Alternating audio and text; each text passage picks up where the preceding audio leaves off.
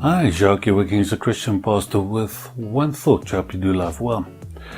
We all respond differently under stress and danger. Psychologists normally group our initial responses into one of two categories, either flight or fight.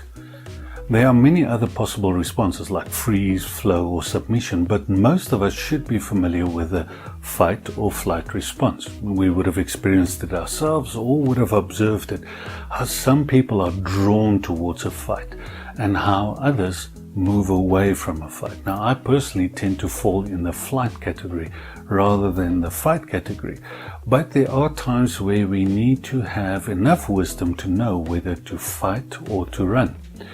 Not just in conflict situations, but especially in our spiritual lives.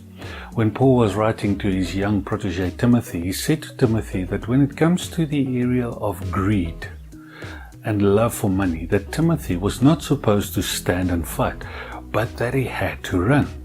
The danger that greed and the love for money posed was far greater than Timothy's ability to stand and fight.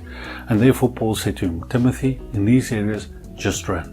The reason Paul told Timothy to run was that greed and the love for money do not come directly as a fight. It has got a subtle, behind-the-scenes way to work its way into our hearts, and once it's there, it's too late. It also brings me to the thought that I want to share with you today. Make sure that you know what you are fighting.